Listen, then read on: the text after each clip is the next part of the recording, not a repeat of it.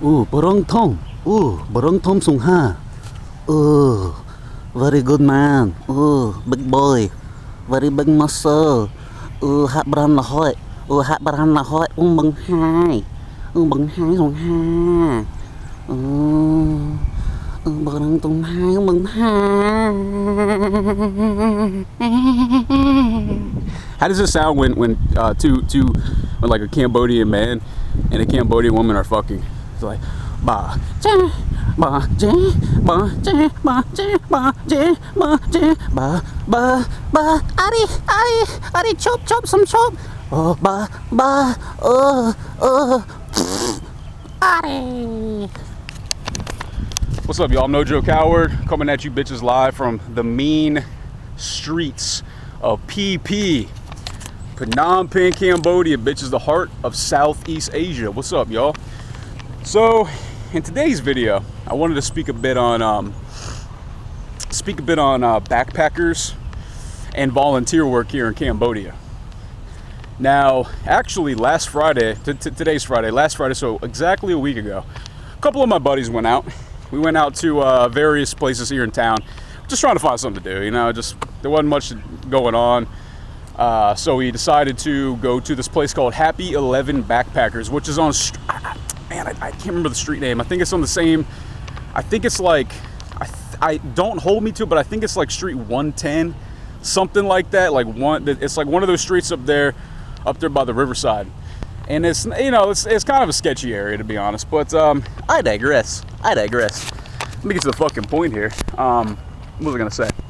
Yeah, so, you know, we're just going there, just three dudes, you know, all single at the moment, you know, just whatever.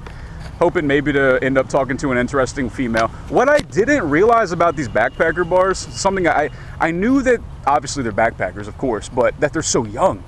Like, everybody in there that I talked to, male, female, whatever, they were all 18. They were all 18 years old, which is cool. I mean, obviously I don't have a problem if you're 18, but I'm saying, like, I'm not trying to, like, I'm not saying that I would never hook up with an 18-year-old. Like, probably not. I just can't see myself being in that kind of situation where I would, but you know, anyways, like, I started talking to this girl. I totally forget her name. She kept telling me her name. I just kept forgetting. I know I'm a dick. It was some like Sopiri. It was she was this French girl, and she was, you know, like a white girl. She was from France. Had a bit of monkey face going on. Just had a bit of monkey face. Just a little bit Planet of the Apes action going on right here. And, you know, I got to talking to her, and I'm like, you know, so what are you doing? Obviously, like the common bullshit, of course. So, what are you doing in Phnom Penh? Blah blah blah blah blah. She's like, well, I'm actually here. I'm doing some volunteer work. And she was French, but she sounded American. She actually talked like that, but she was from France apparently. That's what she said. It's like, well, I'm here to do volunteer work, and I'm just like, okay, so you're paying money to make no money. You're paying money to make no money. You're paying money to make no money. Now let's talk about this, guys. Now, volunteer work, I consider doing it. I consider doing it, you know, in Thailand or, you know, just wherever I could really go. You know, I didn't know. I think I even checked out like Nepal and India and pardon me, still got a fucking cold. After 2 weeks, still got a fucking cold.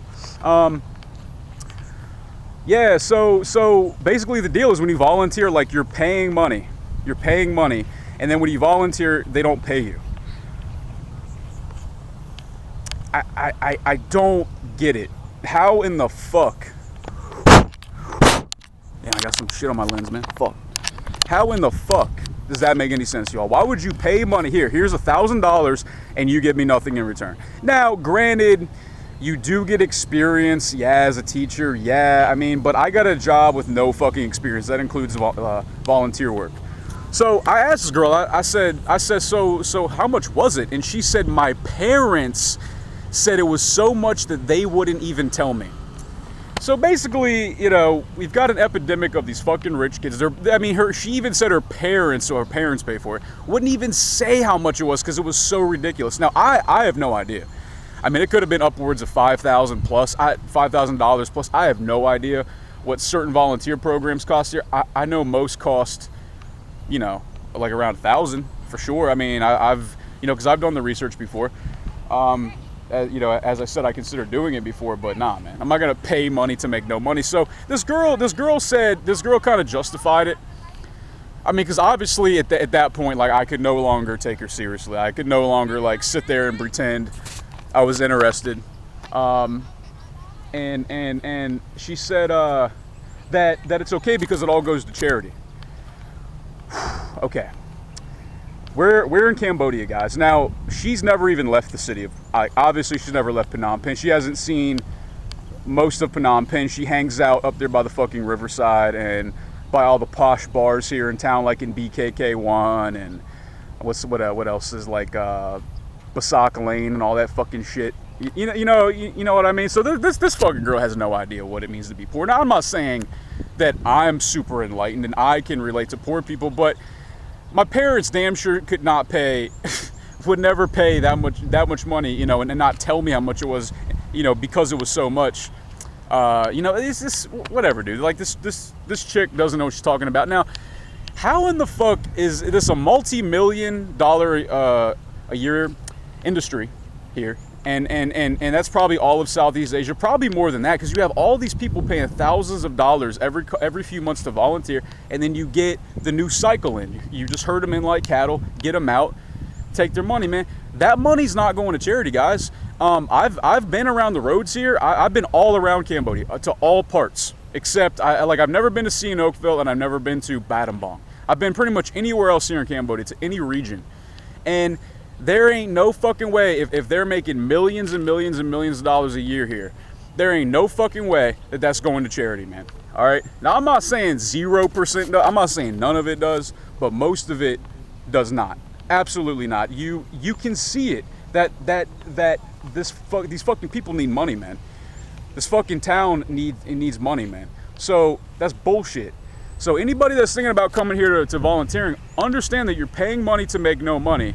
And that money that you think is going to, like, starving children and fixing roads and rebuilding structures and putting in water pipes, I'm not saying, pardon me, I'm not saying 0% does or doesn't go into it, but the majority for sure does not. And that's obvious if you just open your fucking eyes.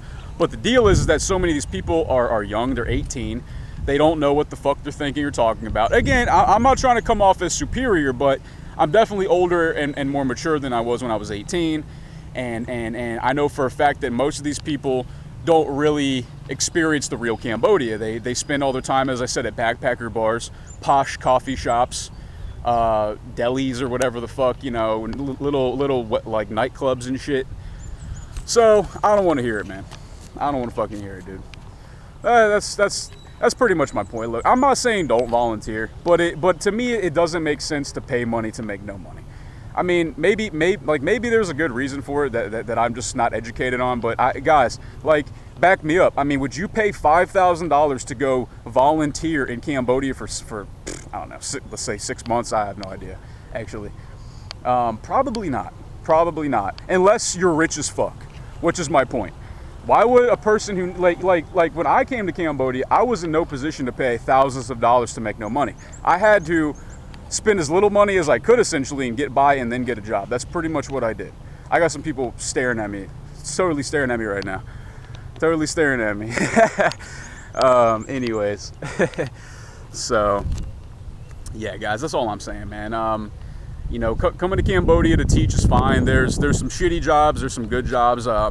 I know people that love it or hate it. Most of the people I know that teach English here, that actually teach and like receive a salary, seem to like their job. They seem to like it. They seem to enjoy the children and teaching kids and all that bullshit. So more power to you.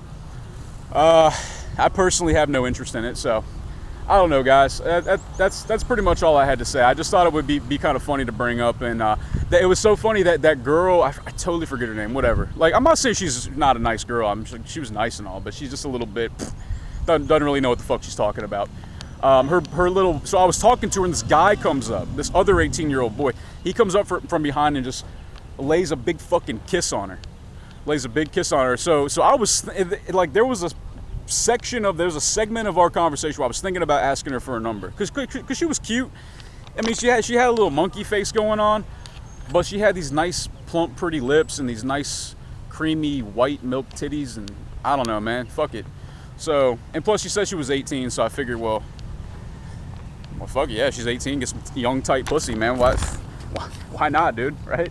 Why not, man? But this dude had only been going out with her for 1 week, and he tattooed her name in Khmer on his ass cheek.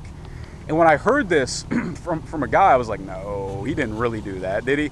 So I went up and asked him. I said, hey, man, did you really, like I heard you got her name tattooed on your ass in Khmer. Can I see it? He happily unzips his pants, very eagerly unzips his pants, shows me his ass, the tattoo's still red around it. I take my hand, lick it, smack it, dude. What a fucking dumbass, dude. What a fucking idiot, man. That's just hilarious, man. Anyways, guys, I'm No Joke Howard.